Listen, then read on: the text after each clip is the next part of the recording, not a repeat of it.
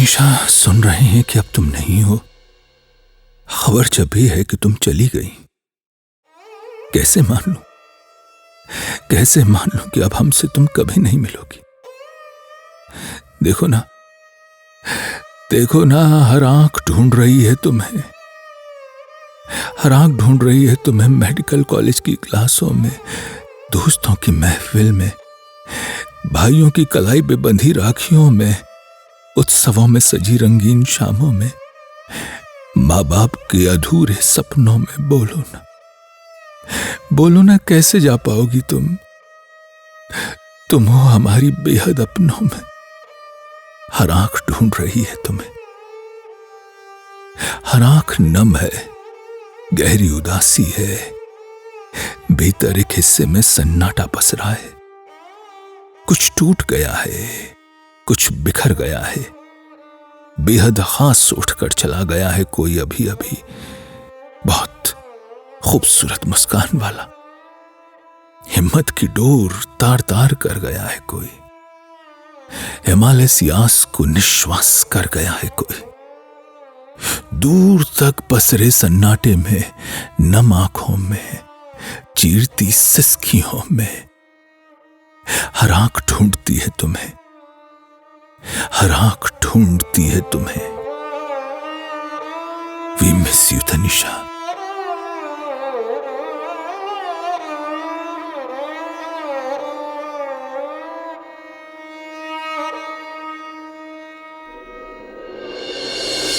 I regret that. She was calling me. Call कर रही थी, मैंने उसको मैसेज किया, बेटा आई मिस्ड योर कॉल, कुछ अर्जेंट है।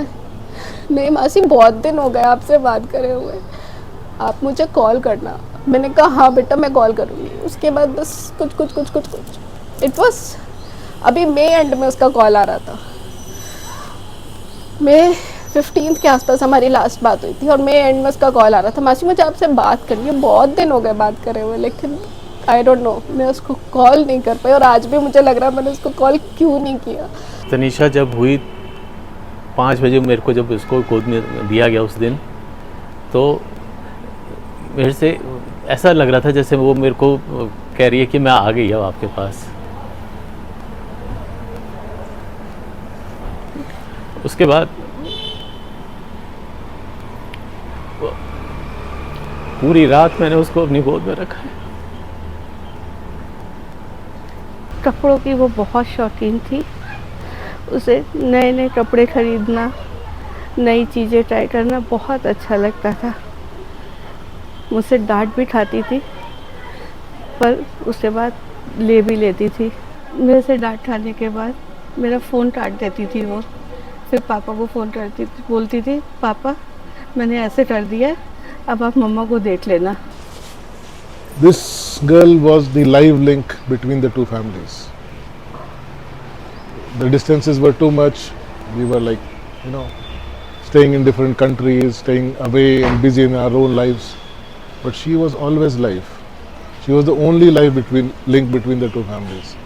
शालू को भी याद नहीं है, लेकिन हम दोनों उन दोनों को बहुत फ़ोटोशूट किया करते थे। उनको तरह तरह के कपड़े पहना के शालू को कभी हम दुल्हन के रूप में सजाते थे, कभी अच्छी अच्छी ड्रेसेस पहना के उन दोनों का मिला के हम बहुत फ़ोटोशूट किया करते थे। एकदम जब ये न्यूज़ सुनने में आई, मुझे बस इतना सा था, मेरे मन की आवाज़ ऐसा कह रही थी कि नहीं यार कोई बात नहीं, एक्सीडेंट हुआ है, कुछ हल्का सा कुछ लगा होगा, अगर फ्रैक्चर हुआ होगा तो कोई बात नहीं, हील हो जाएगा। और मैं तो फिजियोथेरेपिस्ट हूँ, मैंने तो ये सोच लिया था कि उसको बढ़िया रिहैब कराऊंगा, मैं खुद इंडिविजुअली रिहैब करा के उसको फिट करूँगा। उसका जो डिमांड करना होता था मुझसे कि चाची ये बना दो, चाची वो बना दो, क्या कर रही हो, चलो कहीं घूमने चलें, बहुत सारी चीज़ें ऐसी हैं जो कि भुलाई नहीं जा सकती।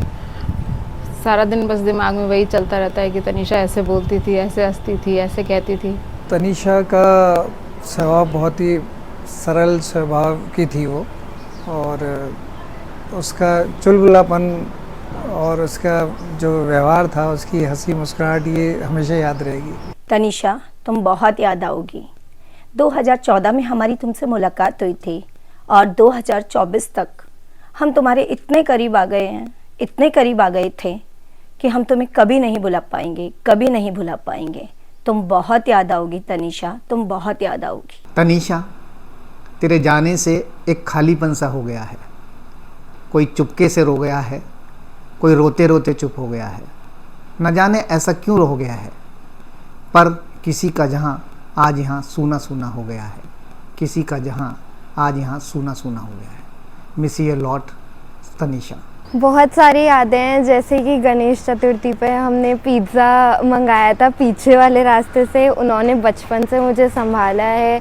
हम सब लोग जब मिलते थे, हमारी कॉफ़ी हमेशा होती थी, हम सब मिलके बनाया करते थे। इतनी जगह घूमने गए हैं, जैसे कि माउंट आबू, जम्मू कश्मीर। हालांकि तब मैं छोटी थी, पर तब भी मेरे को बहुत सारी यादें हैं जो कि याद है उनकी।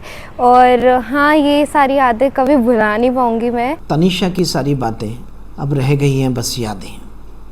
उसका वो प्यार से स्नेह से हक जताना, बिना कॉफ़ी पिलाए घर से ना जाने देना, कहना भैया मैं आ गई हूँ, फ्राइड राइस बनाना, और वीकेंड पर साथ में कहीं रूफटॉप पे खाना खाने जाना। तनीषा की सारी बातें रह गई हैं बस अब यादें। पहली याद जो मेरे दिमाग में सबसे पहले आती है कि जब भी मैं आकर किसी के पैर छूता था यहाँ पर, तो वो हमेशा मुझे कहती थी कि तू मेरे भी पैर छुएगा, मैं भी बड़ी हूँ। और हमारी इस चीज़ की कई सारी फ़ोटोज़ भी हैं। दिवाली पर मैं आया था, यहीं पर फ़ोटो खिंचाई थी। और हाँ, ये चीज़ें काफ़ी दिमाग में रहेंगी मेरे। मैं उसको लास्ट मिली थी लास्ट टू लास्ट ईयर। आज भी उसकी फ़ोटोग्राफ्स मेरे फ़ोन में है। बट वही है ना भैया, हम सोचते कुछ है, होता कुछ है।